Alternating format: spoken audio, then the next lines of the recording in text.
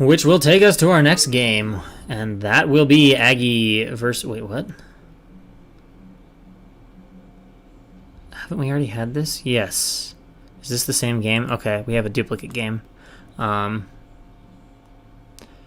So this will take us into our last game, which is going to be KingPi versus AgGe. Days 2-1. Ah, yes. I do remember now. All right, here we go. Last game, AgGe facing off against KingPi. Let's move into it. And in the top right-hand corner, as the red Protoss, we have KingPi. And in the bottom left-hand corner here, as our teal Zerg, we have IRK as AgGe. So AgGe on the unfortunate end of build orders there in that last game against the one base Protoss and the two Zealots then of Dazed. Also a bit of a unfortunate situation for AgGe to miss those and to take so much damage from that. Pretty much killed his chances before it had even begun. We'll see if he can recover a little bit. I believe KingPi plays a little bit more standard than Dazed. And you know what? I don't know how to say your name. AgGe? It's probably AgGe, but if it's pronounced differently, you can let me know. But winner of this gets out of the group. No, I don't believe that is the format. I believe these are just kind of exhibition matches in groups of relatively even skill based on the players. So I don't think this competition narrows. I think it just kind of, the groups get reshuffled. It's sort of getting some practice and giving the draft some substance to see how players are doing. So my understanding is, like, if you do good in your group, you'll get paired with other people in that MMR range that did well in their groups or something like that. I haven't read the details, but that's what I'm divining. All right, so KingPi's going to know how to do his wall. He's a solid Protoss. Forge, gate. Happy stuff. Happy trails. AgGe with the 12 overpool. 12. The fuck? Okay. Well, shit's getting weird. We're doing a 12 pool. I don't know what's up with that, but, you know, whatever. Not the most common ZVP build. And double scout from KingPi, love it. Lets you know how quickly you need to place that cannon if you can go Nexus first. And guess what? He absolutely can. You can actually Nexus first against Overpool. So, honestly, blind Nexus first in these positions is not a bad decision. Oh, he's trying to block, but AgGe's going to be able to get it down. And hello, Rock SC. Welcome, viewers. Welcome to CPL. Welcome to the fun. KingPi is going to drop that Nexus, but he's a bit late. I think this probe is the one that's going to make it, but he's going to get a few too many minerals here. But he has been able to get away with... well, no, never mind. Not Nexus first. But he's going to be able to go... oh, KingPi. KingPi. You can go Nexus first against Overpool. You don't even have to build the Forge, and he didn't even Overpool. He did 12 pool. Okay, so KingPi gets the slight economic disadvantage here. Bit of a mistake, I would say, from KingPi to do that. If he gets a chance to watch this, he can redefine this.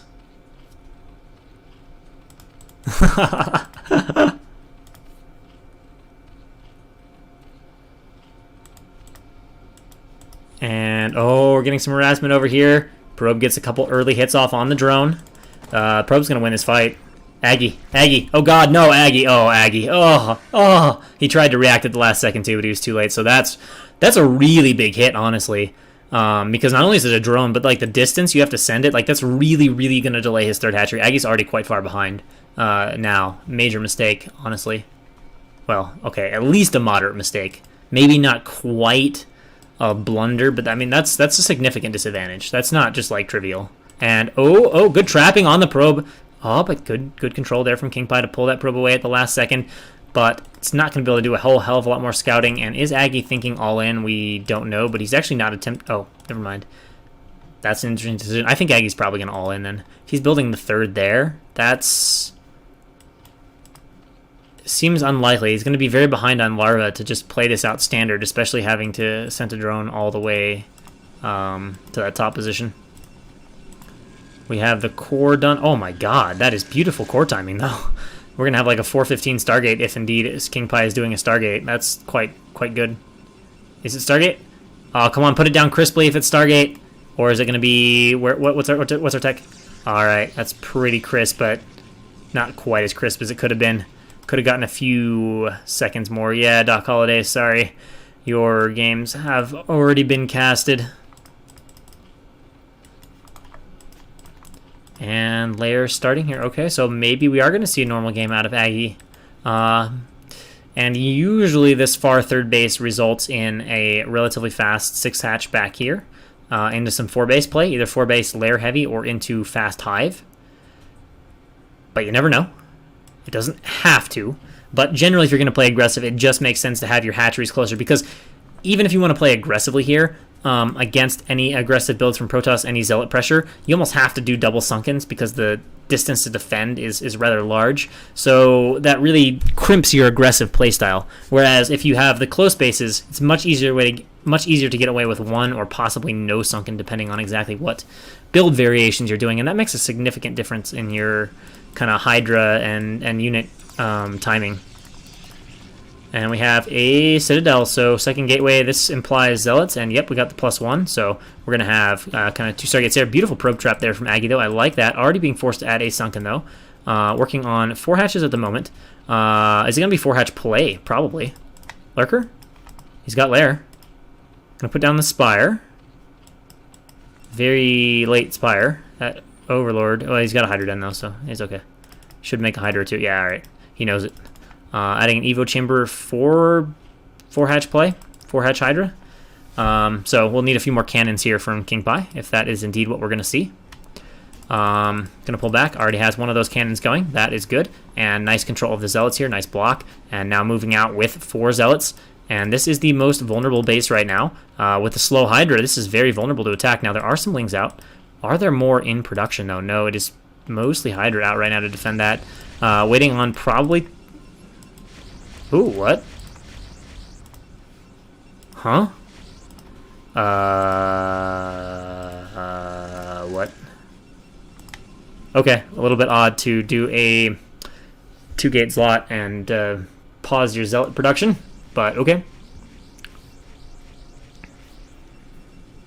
How do I feel about 5-hatch before gas? I feel it's easy to do, like, it's simplistically easy to remember. And it's pretty powerful if Protoss doesn't know what to do, but if Protoss knows what they're doing, it's not that great. In other words, like, I guess the best way to describe it is as a occasional build where you use it, it's okay. But if it's the only build you do, then it's pretty bad. Like if it's known, you can just respond to it intelligently. Unlike like 3-hatch Spire. That build is flexible. It's pretty much good against anything.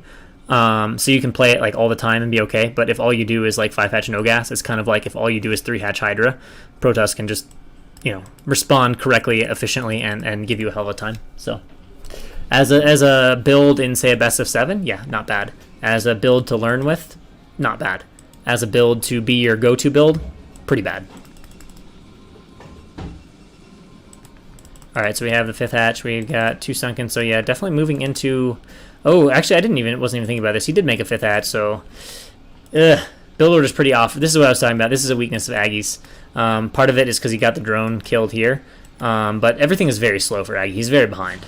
A few Corsairs coming in here, but not enough Zealots here, although with only 2 Hydra, he can actually come over here, I guess, and pick off these Overlords. Yeah, so nice pick off now. He should pull back. There's 2 sunkens. KingPi, pull back, please. Okay, good. No DT, that would have been really beautiful if there would have been a DT coming in, but, yeah. We're going up to 68s, probably got... Do we already have Storm? Maybe. Hopefully. Hopefully. Continuing to rock that Corsair count. Did get the +1, so yeah, should see a probe trapped. Ooh, KingPi, let's go trap a probe. Stack them Sairs. Guys, if you play Protoss and you commit to Sairs, especially with +1, for the love of God, pylon, probe, stack, bam. If they're not stacked, they aren't that great against Scourge, even with all the upgrades in the world. If they're stacked, they're godly. So stack your Corsairs. It's worthless to have them if you're not going to stack them. Another follow-up here, but this wall is pretty solid here from AgGe. Although, perhaps, well, he's got a Spore. He should be okay. If there were like 6 more Hydra here, he'd be like 100% okay. There might be enough mass here that this is actually a problem, especially with reinforcements. Actually, I think AgGe's going to die. I think there's just too much mass here. In fact, he can target the Spore too if he wants to. Gets a Storm off on the drone, definitely worth it. Yep, Spore down. Alright, this is going to do it. Certainly for this base, which means the game is KingPi's. AgGe might prolong the game. A little bit sloppy here with 2 Zealots not fighting, but yeah, that attack was good enough to get it done. AgGe just, again, behind in this game. Not going to be able to make it to that macro point. And pretty solid looking ZVP here from KingPi. Everything is lost. Looks like there will be enough Hydra here from AgGe to eventually defend without reinforcements, but the damage is dealt, and now KingPi is at a very difficult to lose lead. The Corsairs definitely lost a few in the attack. Will there be an Overlord out in time to save the hatch? Negative. So yeah, he's going to lose the main hatch. In fact, this DT is still here doing damage. He might even reinforce to this base and finish it off. He's got a few Corsairs waiting here. There are enough Hydra that possibly can reinforce, but you know, damage is done at this point. So just some build order refinement. Again, that's probably AgGe's biggest weakness from what I've seen. A little bit macro and a little bit. He just doesn't seem to have the strongest build orders. Other attributes of his play are very good, but his build orders are pretty bad. You know, I think if he took the time to have a little bit better game plan, he's probably got 100 to 150 MMR points that he could just jump in 2 weeks. Which kind of surprises me, because a lot of times casters have a pretty clear outline of what they want to do. And BBCCVBB, if you were referring to AgGe, I really disagree that his build looks solid. If you're referring to KingPi, yeah, I agree. KingPi played a nice tight build, but AgGe definitely did not. You don't want to make a far hatch, have to invest in Sunkens first, delay your 5th hatch, all those kind of things. Just a bunch of things. You know, he basically ended up with a horrible economy. It was not a well-executed build. It was like the timing of everything was wrong, so that he ended up with late larva and low drone count because he had to invest. When everything's off like that, it just doesn't flow. And now KingPi is going to come in here with the killing attack. No lurkers that we can see. Again, all this investment in Sunkens. I mean, AgGe's not even going to try to finish this off. Just pure Zealot train of death. Dawn Ursa is KingPi? Okay, well, welcome, KingPi. Welcome, welcome, welcome. And third base here for KingPi, who did end up going up to, what, 8 gates? Yeah. Are these slow? No, they're not. They just look stupid for a moment.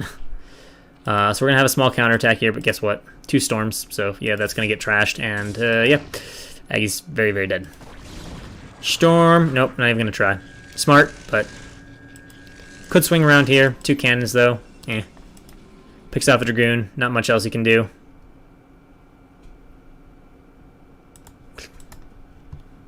Yeah, it's a fine balance, for sure. And there we go. AgGe says GG. And KingPi dominates his group with flawless victories. So that is group 33. So going back through it, what do we have? We had Arya going. He lost. He had Arya went 1-3. AgGe went 1-2, it would seem.